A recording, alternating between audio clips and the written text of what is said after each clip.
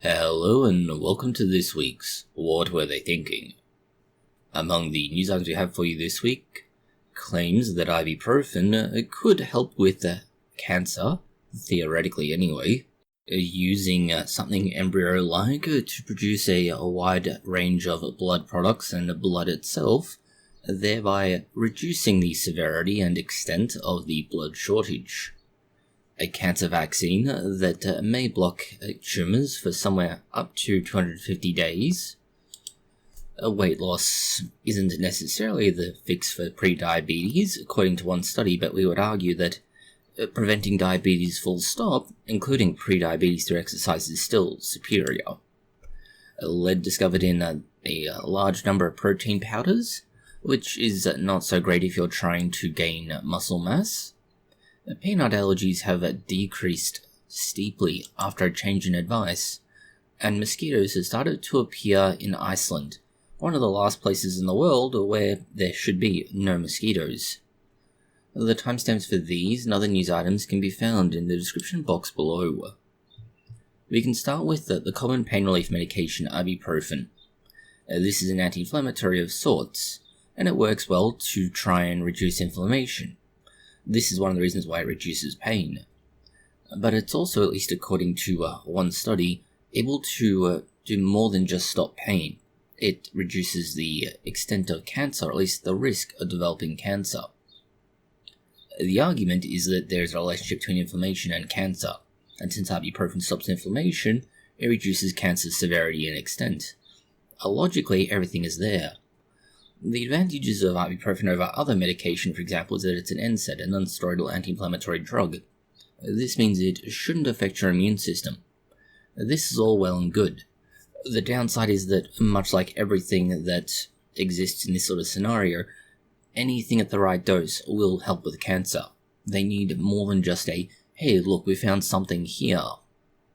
So, first of all, the studies have looked at things like endometrial cancer, and it appears that this does indeed work, although work in that it reduces the risk, not stops it. So that's an important consideration. The catch with it is still dose. Dose is very important because theoretically you could take enough of anything and it would kill cancer. It would also probably kill you. So what happens is you need to take at least 30 tablets a month. That's basically one a day, given that you're not meant to take more than 3 or 4 a day, and for no more than a week at a time, that's a lot. Next is the relationship between prostate, lung, colorectal, and ovarian cancer.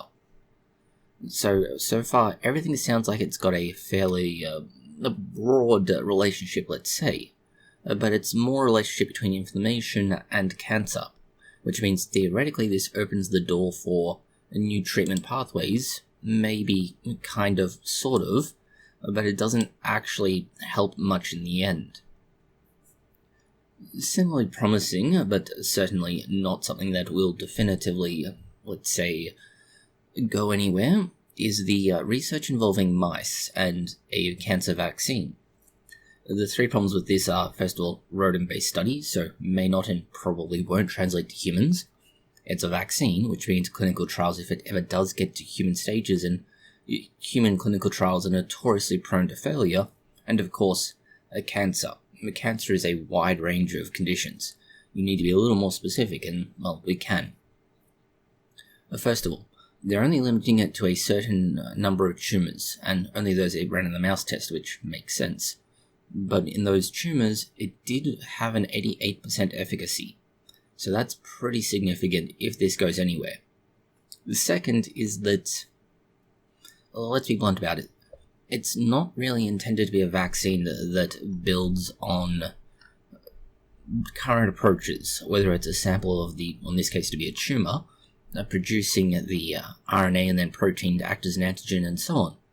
Rather, it's a vaccine that contains tiny little nanoparticles, and what these do is act as an antigen. But that antigen is entirely synthesized using those nanoparticles, and they're able to act as a label on the cancer cells, essentially a flag that says, hey, this is a threat, come attack it.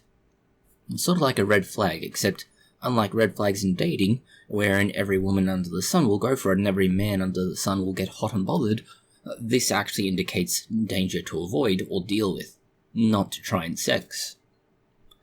The mice that received this nanoparticle therapy had an 80% survival rate, and they were tumor-free for 250 days. So this is all pretty good. However, for that 20% of the mouse population that didn't survive, well, they were basically shit out of luck. That's the first study, though. The second study was using a more general antigen, something called tumor lysate, essentially broken up cancer cells like they use for a regular vaccine. This didn't necessarily work perfectly, but it did bump the efficacy, because now you have nanoparticles and these antigens from the cancer cells, and at least for pancreatic cancer, there was an 88% survival rate, 75% for breast cancer, and 69% for melanoma. So these are all fairly good numbers, considering the alternatives are often 0% survival rates. But it is still in rodent models, so it's a long way off, unless you're a rodent, in which case, well, good chance you will survive now, at least for a time. And then, well, the culling will occur and researchers will get samples, and the mice will get deaths. In a similar sort of news, we have a treatment for bubble boy syndrome. This is otherwise known as SCID-X1. What they've done is take a lentiviral, that is a virus that's able to integrate into the human genome and use it for gene therapy, with low-dose busulfan. Using this combination in a phase 1-2 safety efficacy study, they're able to transfer a gene, IL2RG, which has complementary DNA, into bone marrow cells. Admittedly, they're only using a very low quantity, a low exposure as they call it, but importantly, what it does is it completely stops the condition in those children. They have been cured of it. When you have a disease that ends up getting itself its own movie, you're either cancer like Disney, or alternatively, you are going to have something fairly heartbreaking, and this is that candidate. The former is heartbreaking. There are no unexpected side effects, and 7 of the infants appear to be basically normal kids by 3 to 4 months after infusion. There is that one kid, however, who had insufficient T-cell count initially, but after a boost of the gene therapy, they appeared to be just fine. They just needed a slightly higher dose, which is fine. This is not exactly a hard treatment to do, but even with that in mind, it shows that there is a way to cure bubble boy syndrome, or as we should probably call it, SCID-X1, but who wants to say that? Moving on to other useful medical news, we have what are described as embryo-like blood factories. Look, it's a nonsense term. What's important here to understand is that while it's described as an embryo, it's not. It's instead a cluster of cells that are able to produce various blood products. This includes, rather obviously, red blood cells, which are rather important because they're what carry oxygen and people need oxygen. Sure, some claim they can photosynthesize, but those people are mentally ill and they need more than just sunlight, and even with sunlight they still need oxygen. For everybody else who has sense, red blood cells are important, but then again so are the platelets that are made that allow for clotting, and there are a variety of blood products. For example, you might have antibodies, various immune cells, and so on, all of which are made in the same pathway, or set of pathways perhaps would be a better description, as red blood cells. And this is where the University of Cambridge team has developed what they're considering an innovative process that creates what are called hematoids. These are tiny little cell clusters. They're almost like a embryo. They're not really able to differentiate into anything else other than these red blood cell factories, but they're very similar. And what happens is that when they do start differentiating or multiplying, they only differentiate into either red blood cells or white blood cells. They are made from donated human stem cells, so they're not actually embryo cells, which addresses some of the most immediate ethical concerns, and importantly, they lack all of the critical structures you would think of when you talk about an embryo. So this is although described as embryo-like, is nothing like an embryo in that respect. The structures, however, do have some similarities, and this is perhaps why the mistake is made. There are what are considered beating heart cells by day 8, but this is more to keep fluid circulating than it is actually to provide an actual heart. And honestly speaking, the cell structures themselves start making blood at about 2 weeks. If we were to make a very crude analogy, it would be kind of like an egg from a chicken that hasn't been fertilized. By that we mean all of the necessary structures are theoretically there, they're just not in use, and it's very similar in this respect. The only difference is that unlike an egg, which can really only be used for food, well, technically food and clarifying various things, but ignoring the exceptions for now, these can be used to make a variety of products, more so than otherwise.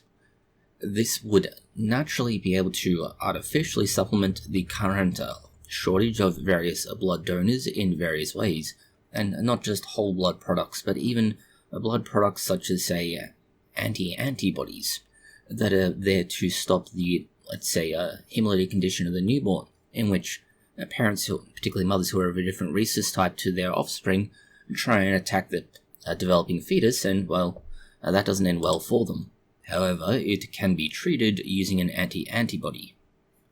Next we go on to blood tests that claim they can detect various conditions. For example, chronic fatigue syndrome and myalgic encephalitis. It says there's a 97% accuracy, but we're skeptical about that claim, even if it is only just slightly overstating how much so. It's a condition that arguably affects millions of people across the world, and it is relatively poorly understood as there appears to be a considerable number of possible causes and mechanisms. As it stands now, there's no real diagnostic test. All you can really do to get a diagnosis is say, I'm experiencing essentially debilitating fatigue after almost no real exercise or exertion. This is also typically followed by a period of at least 6 months of these symptoms, and possibly post-exertional, that is, post-exercise malaise, that's feeling unwell. The reason it's so difficult to diagnose is that, at least at the moment, the symptoms are things like headaches, muscle or joint pain, sleep disturbances, dizziness, a racing heart, problems with memory, thinking, and decision-making. All of these are easily ignored and not recognized and so on. That makes it rather hard to figure out what's going on. This is where the study looks at epigenetics. Epigenetics being changes to something that isn't directly part of your DNA sequence. Typically speaking, it's going to be things like, say, methylation, that's addition of a methanol group above the DNA that makes it either activate or deactivate certain genes, the addition of various RNA sequences, typically long non-coding RNA, that prevents that bit of DNA from being read at all, and things like that. The researchers found that they had around 200 biomarkers, and that these biomarkers they found were a distinct biological signature that wasn't present in those that didn't have these conditions. So, theoretically, that would be a fairly good diagnostic method. Of course, DNA sequencing, at least today, is relatively cheap compared to what it was. Importantly, though, the test sensitivity was about 92%, which means there's a 92% you'll get a positive result, or when you should have a positive result, and there's a 8% that you'll get the wrong result. The 98% specificity does mean that you can rule out most negative cases too, although again this does leave a very small margin of error. Overall, this leaves them with a more than 95% accuracy rating. It is, however, very limited. First of all, it only involved 47 participants, which is really, really small, and they all had severe conditions, compared to 61 healthy individuals in the control group. Both of these are concerns in and of themselves, because small size means that you may just be getting lucky. Second to that is that because they are all severe, they just may have had the most, let's say, changes, deviations, variation in their genome that could be picked up and recognized as a pattern. It doesn't necessarily mean it is true, just that that could be the cause. Moving on now to male brains, And we are talking about the upper part of their male brain, the one in their head, not their secondary male brain. The male brain apparently shrinks faster than female brains according to one study. The study is based on nearly 5,000 individuals, so arguably you could say that this is a solid study, except that, well, we're comparing sexes, and sex comparisons always get a little bit messy. Consider that males never live as long as females, and there's a good reason for that. It's not just that males make dumb decisions. The sex differences in the brain are systemic, which is probably going to set all sorts of people off, claiming that males and females are no different, but no, there are neurological distinctions. Importantly though, what they're looking at is aging, and what they found is that those who died of Alzheimer's disease had a significant difference in brain volume loss, which is well known for Alzheimer's disease. What was less well known is that women who were diagnosed with Alzheimer's disease at twice the rate of men, which may surprise you. But that difference in diagnosis isn't the whole story. Female brains reduce or lose grey matter and white matter, therefore their brains shrink at a slower rate than males. And this is where things get to be important. Not just because it means that women are more resistant to changes from Alzheimer's disease, which is helpful in terms of understanding pathogenicity and the pathogenic etiology, but it also helps in understanding a possible treatment pathway. Not so much a direct treatment pathway, because you can't just pump men full of estrogen and say, hey look, we slow down Alzheimer's disease for you. Rather, what we're looking at here is that theoretically it means that there might be a mechanism to be able to say pharmacologically treat Alzheimer's disease and reduce progress of it. Then again, it'd be better if we had a treatment full stop. The researchers began by looking at 12,000 brain scans collected over years for participants between the ages of 17 and 95. Each individual had to have at least 2 MRI scans and an average interval of about 3 years between them, which honestly is not that much, but that's less important than the findings, although we would like to know exactly what the dose response is. The sex differences after controlling for things like brain size show that men decline at a greater rate than females. As we've said, this is well known now.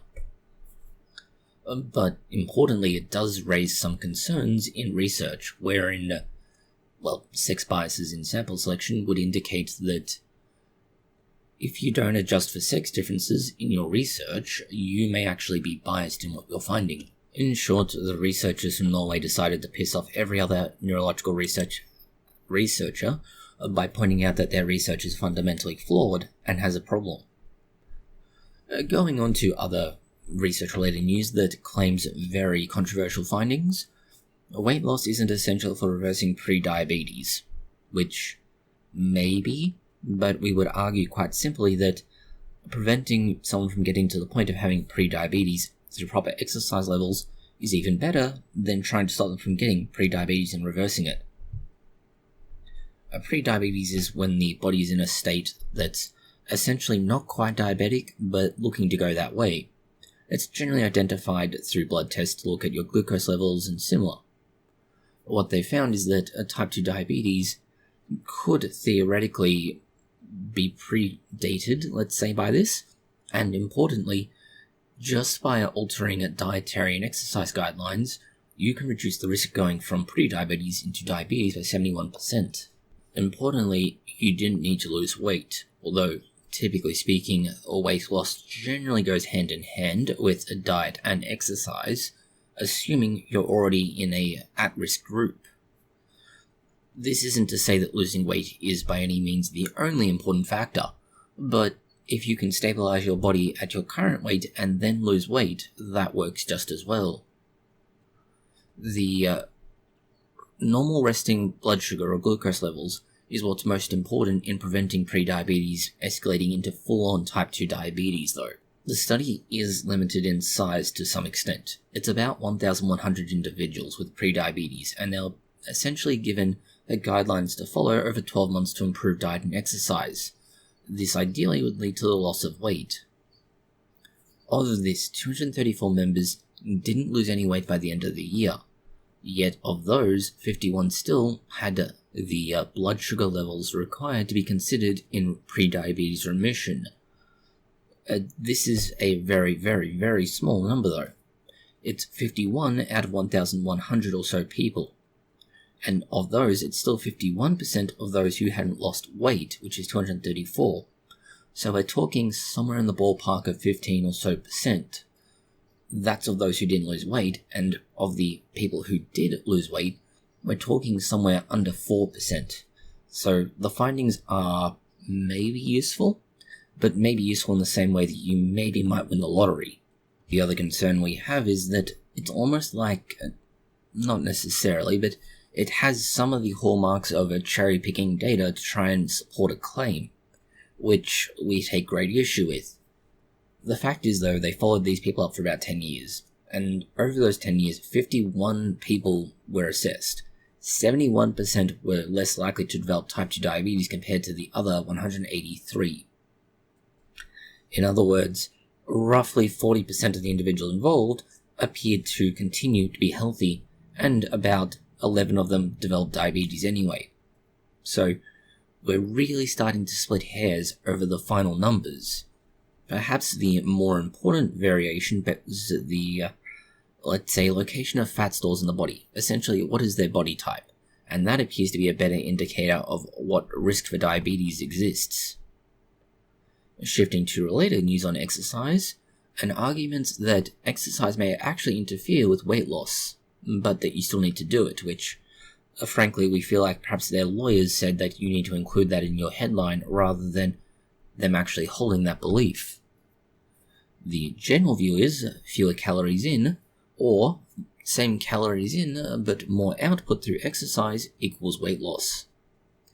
This can be done through, say, eating smaller portions and then, say, going for a walk at lunch or after lunch rather than just continuing to work. All of these things would show that, well, it leads to weight loss. And the research is claiming, yes, but exercise like that only has modest effects on weight loss.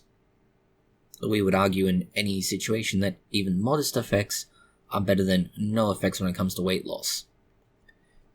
Being overweight or obese has direct relationships with a whole range of other conditions, whether it's diabetes, hypertension, which is high blood pressure, various cardiovascular diseases, a risk for various other metabolic conditions.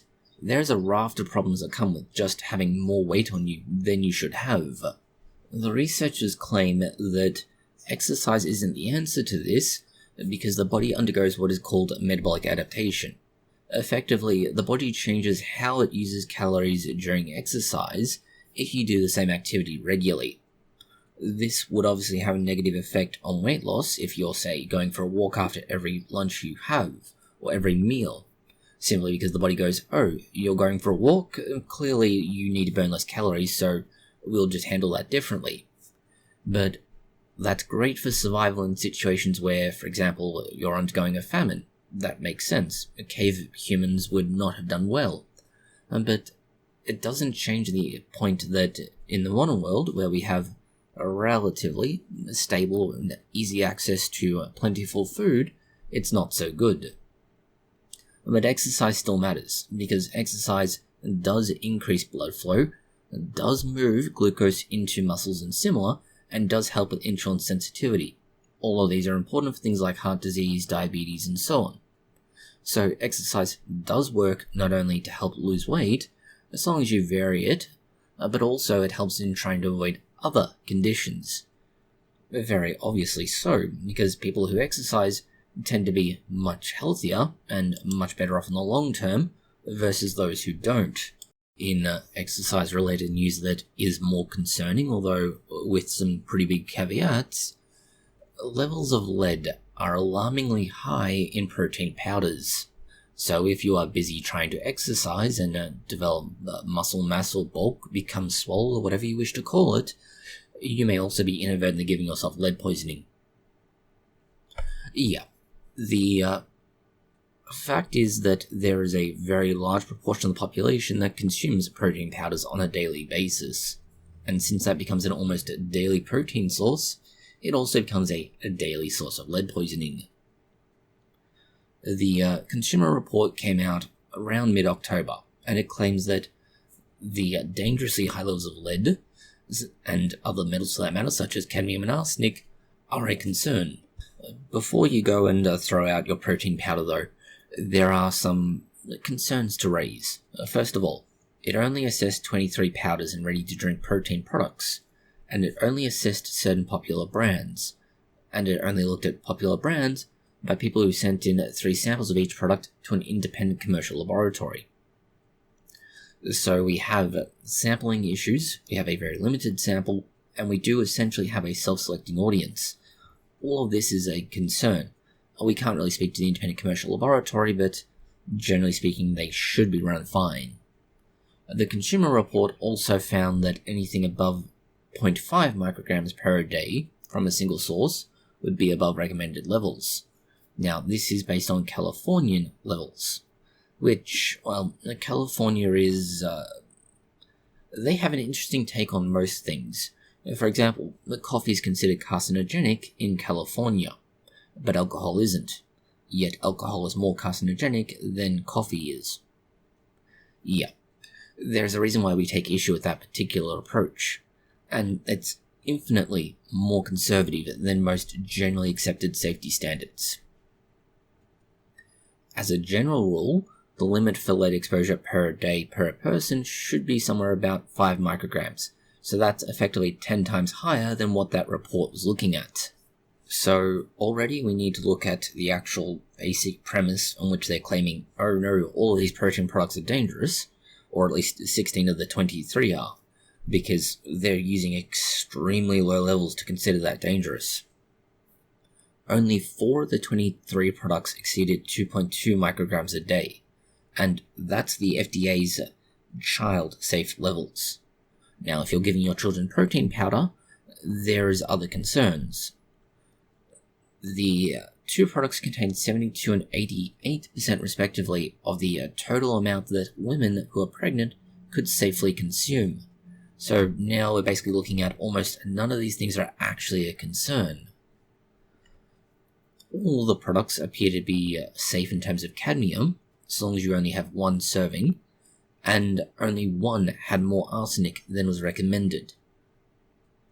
This obviously indicates that the study is heavily flawed, let's say, in that they're not looking at what is an actual safe dose in terms of an actual recognized physiological or pharmacological process, and they haven't adjusted for things like exposure to other sources of these same sort of things. For example, other foods or drinks you might consume that do have lead levels in them, for example, and whether or not that would ultimately undermine what they're claiming.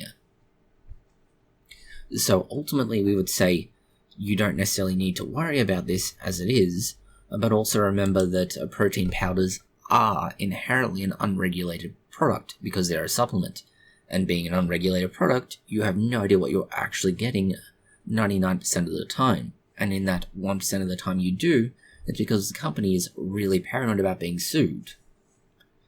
Going on now, we have a sleep trick that could theoretically have you in sleeping land by 2 minutes, but it also comes with some pretty big trade-offs.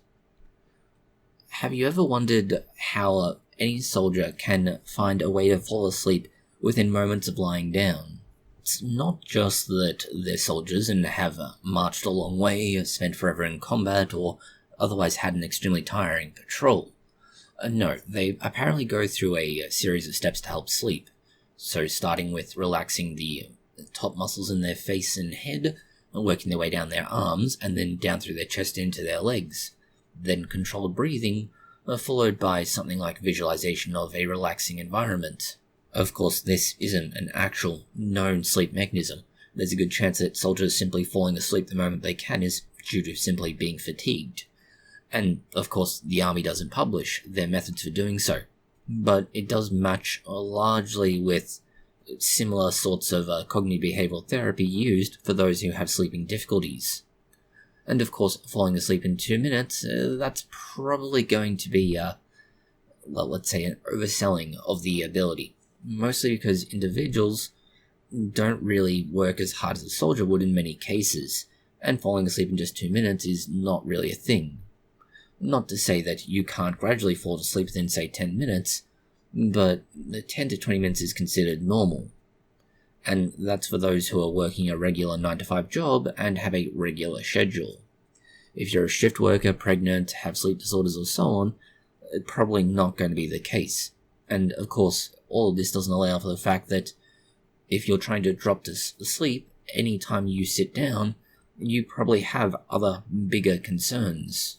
In bigger concerns, we have peanut allergies. But thankfully, it's the opposite of concern. Peanut allergy rates have dropped after the change of device by doctors, and this is based on the just simply trying to get kids to be less allergic to anything and everything. Before long, we expected that kids would start being allergic to the air. Not pollen in the air, just the air full stop. Thankfully, that isn't the case. With a change in dietary guidelines, at least in the USA, the number of cases of peanut allergies have been reduced. This follows the change in advice that was present in 2015 and then revised in 2017. Now, the Children's Hospital of Philadelphia now suggests that allergies have theoretically reduced by tens of thousands a year. What they suggested was that peanut-based food products be introduced to children at a much younger age. This was different to what was present earlier, where it was argued that you should delay giving kids peanuts. The rationale now is, if you give the children peanuts earlier, theoretically, and this is a massive theoretical, the body simply won't have anything to recognize as being foreign and dangerous, so it won't react to it. And the problem is that once you do expose the immune system to peanuts, it goes, oh, I've never seen this before, it must be dangerous. Much like a cop seeing a person of color or ethnicity, or a redneck hillbilly seeing some sort of food from an ethnic group and thinking that you've been serving them poison. The reactions are violent and generally not good for anybody, and all of that is despite the fact that there's no actual harm in it. The new advice sort of does the opposite. It goes, okay, we'll expose you to very small amounts of these things much earlier on so you get used to them and familiar, and you're not going to react suddenly and aggressively, which is what they claim has worked. The peanut-based allergies dropped from 0.79% to about 0.45%. That's nearly halving it, although not quite. A similar but differently mediated form of allergy went from 1.46% down to 0.93%. That means that you get less than 1 in 100 children being allergic now, thankfully. The research is not just an anomaly though. It does have similar findings in other countries that have basically tried the same thing. So it appears that earlier exposure to possible allergens is better for children.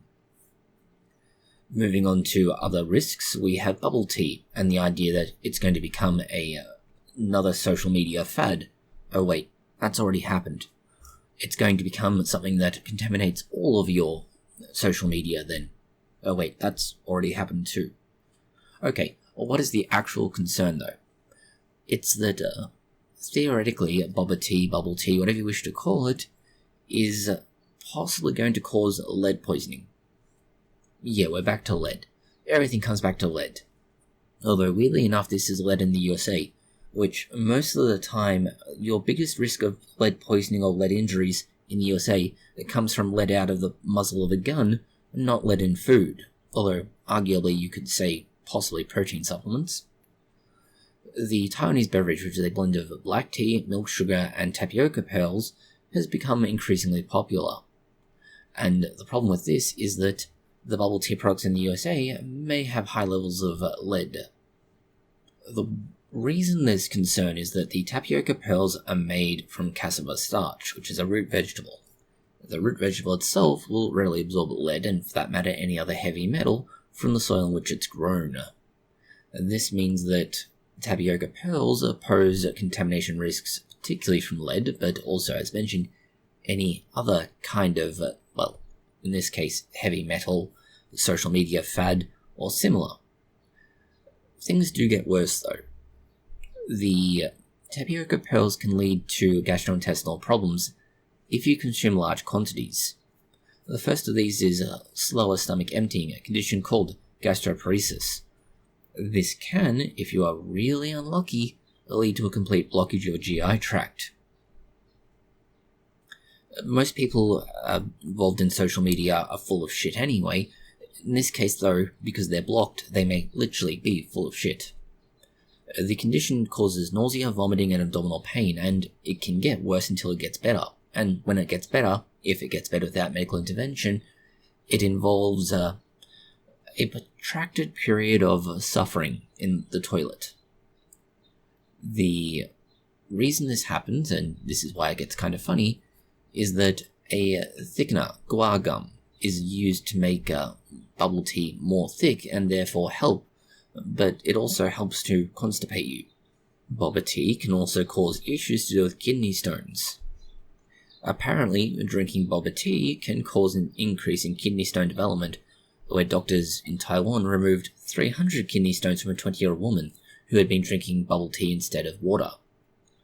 So yes, it would appear that if consumed to excess, which frankly is true of anything in the world, boba tea, bubble tea, whatever you wish to call it, is not good for you. But on the other hand, as an occasional treat, it doesn't do any real harm, assuming that you aren't, let's say, trying to substitute it with similar products that are just as, say, sugar-rich, where bubble tea can contain an extreme amount of sugar, anywhere between 1 and 2 tablespoons per a single serving, and in some cases even more again. That's roughly equivalent to the consumption of about 2 cans of Coke per a single serving of bubble tea. Then of course we have the final, let's say, bizarre results.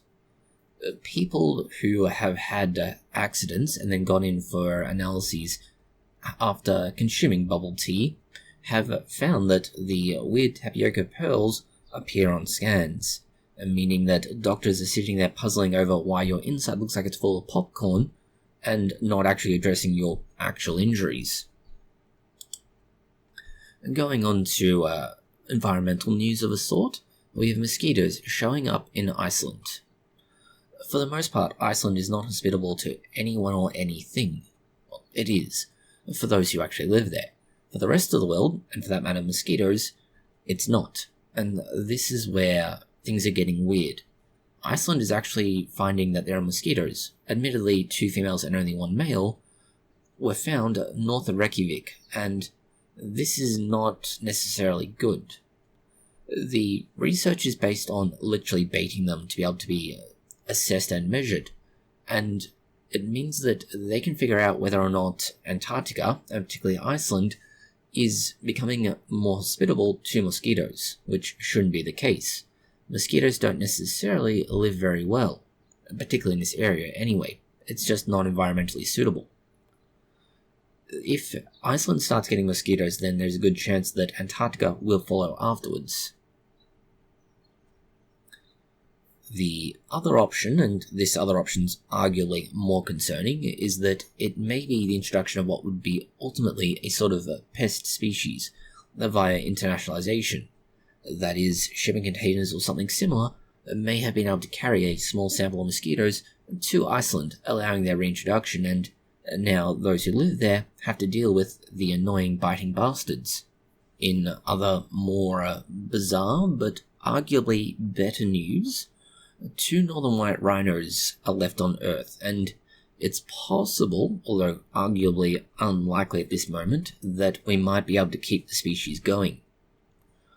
What we're talking about here specifically is that white rhinos are possibly able to, well, not just continue breeding, as the current white rhino they found had a 70-day-old fetus inside, which means they were pregnant.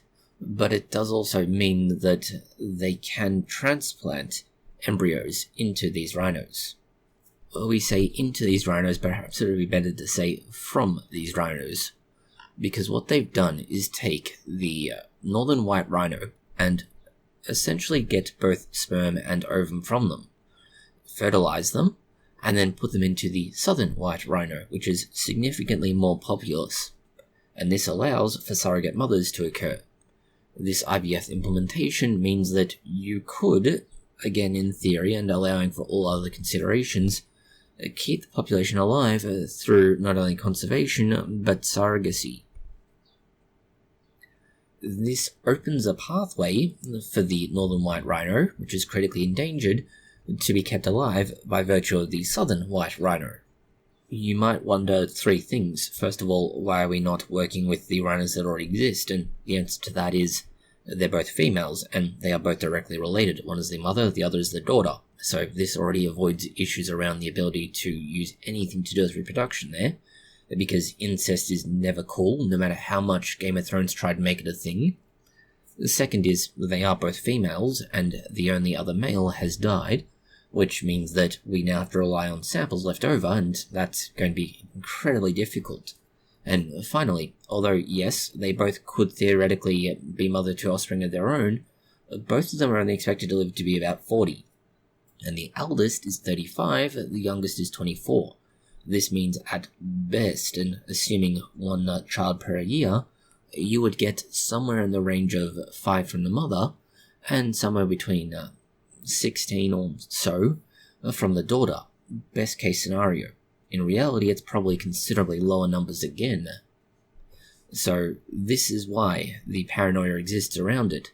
And of course, there's ethical debate around keeping the species alive, given that it's effectively extinct with just 2 members remaining, and you can't quite Adam and Eve the entire thing into a new population. The other important consideration is that even if theoretically embryos developed this way or were kept on ice for a very long time, they wouldn't have any way to socialize and develop their own natural behaviors unless they grew up with the current existing population.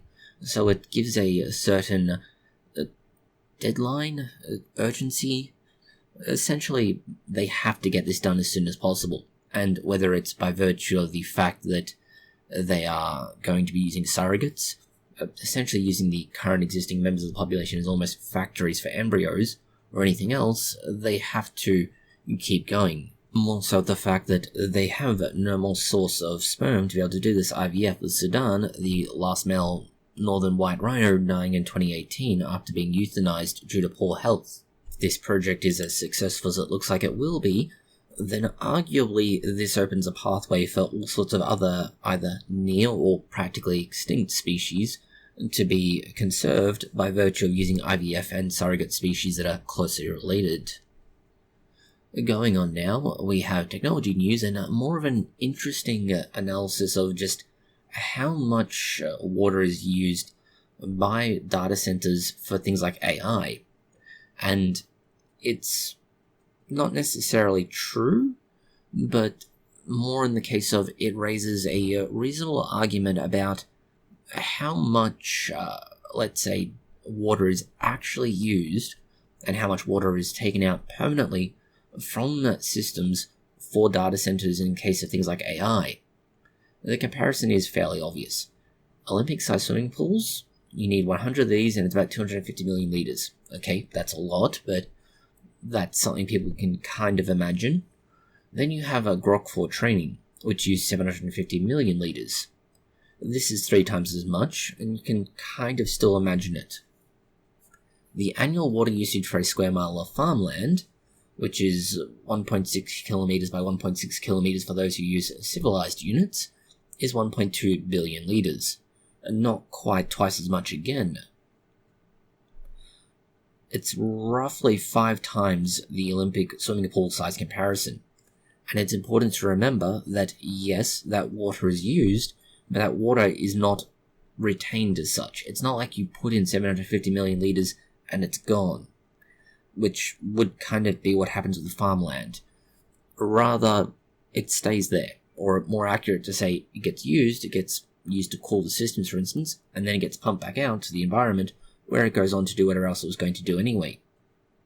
Very much like, say, Olympic-sized swimming pools, wherein the water stays there, it gets used, and then eventually gets sent back out to the world again. This is almost like a temporary hold-up on the water supply, not necessarily an actual, let's say, permanent reservoir of water that just never moves. So yes, arguably AI data centers, at least for training purposes, use less water than a square mile, or roughly 1.6 kilometer squares of land. Next we have the poisoned AI, and poisoned AI is more an argument around the future of digital security risks and the idea that we can use AI, ChatGPT, Claude, Grok, or anything else, to try and make malicious files or malicious software and similar. The research comes out of the Alan Turing Institute and Anthropic. What they found is that just 250 malicious files in a, let's say, data set used for modeling of AI can effectively poison it. Understand, the 250 files isn't that much when you consider that most of these models rely on not just millions of these sorts of data sets, but arguably billions. What it is basically teaching the system to respond to certain input with specifically wrong responses. This then allows for the AI to give bad information, more bad information than they already do at some of the insane things that AI thinks they are seeing or experiencing, which is fine, as long as you actually know that what you're getting is wrong. But that's the key. Most people are accepting AI output as being, if not gospel, close enough to, and that's a problem. If you accept that whatever the AI is telling you is truth, you will just repeat bad information. Of course, things do get worse, because what if instead of just having people being given crappy responses from the chatbot or similar, instead you're developing it so that anytime it's asked to produce certain code, it produces code that contains specific vulnerabilities. This is where the poison becomes important. The increasing reliance on AI for all sorts of work, whether it is simply writing things by large businesses, or in some cases, trying to use it for coding, now you have a problem. Essentially, the AI has created a sleeper cell-like scenario where it can be activated using an external input that will tell it, hey, this is actually something that you should allow, even though in no way, shape, or form should it allow it to happen. It's a secret code word that only the malicious actors that have created the bullshit data and the AI know and recognize. This allows them to create all sorts of things you do not want. It's not as though this is just limited to future work either. Theoretically, if this is used, we wouldn't quite say well, but maliciously might be the right word for it, it could theoretically open all of these major chatbot, LLM, AI type systems to being abused in various ways and being vulnerable to all sorts of problems, because they're relying on accessible data sets to be able to run what they're running and develop newer versions of their models. Those newer versions, if trained on poisoned data, could then allow hackers and other malicious actors to abuse these systems in a whole raft of ways. Finding out user data, being able to access user searches, queries, and similar. All sorts of stuff that could be really bad really quickly. Next we have the Orionid meteor shower is about to peak, which is actually really good because at the moment it should be an empty moon. That is, there shouldn't be any moon lying between us and the sun, at least not what we can see. That means watching the meteor showers should be much easier. You'll get about 20 meteors per an hour, which means you'll be able to make lots of wishes on shooting stars. Okay, jokes aside, it's more to the effect of that it's just that we can actually see them better at this time of year, or at least at this particular moment, and conditions allow for particularly enjoyable light shows, let's call them. Although by the time you see this video, the peak of the Orionid shower will have passed. It will keep going through until mid-November or thereabouts, so there should be plenty of time and opportunity to enjoy the light show. The final news item we have for you this week is something we've seen before. China's brought back something unexpected from the far side of the moon. Now, we've seen what happens when you bring things back from the dark side of the moon.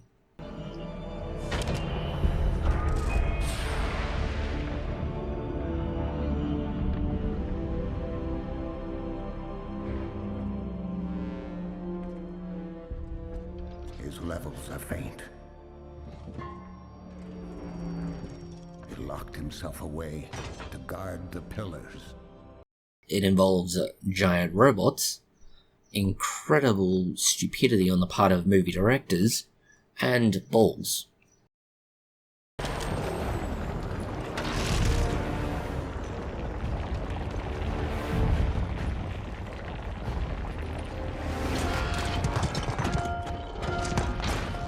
I am directly below the enemy scrotum. 25.7 meters above sea level, 2932 north. Kill track 5205 is Target acquired. Killing track. 2, 1, fire.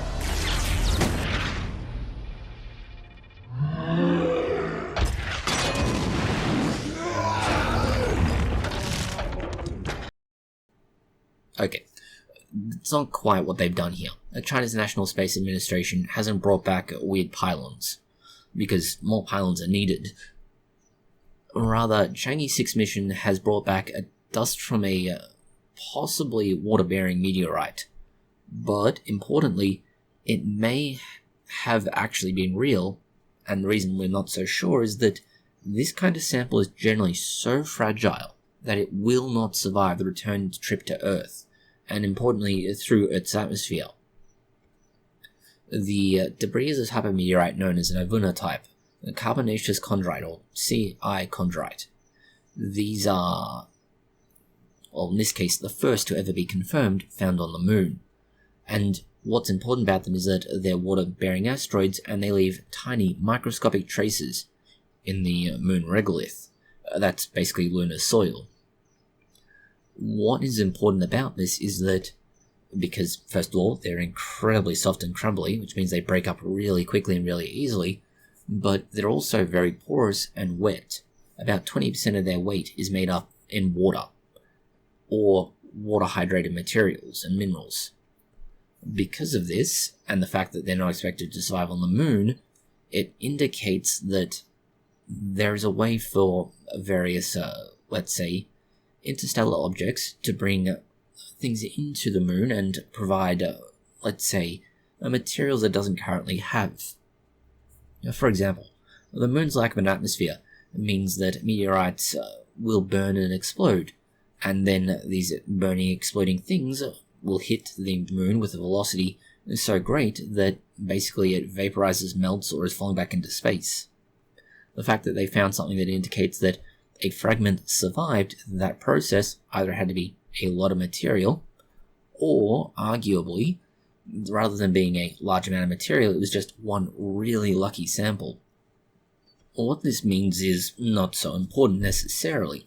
It really is just evidence that the relevant chondrites have been bombarding the Moon early in the solar system's history, and that would provide evidence that, well, partly that shrapnel could survive the bombardment and tell us what's happening now, but also that the Moon's environment might be arguably better than Earth's, preserving certain material from ancient Earth past.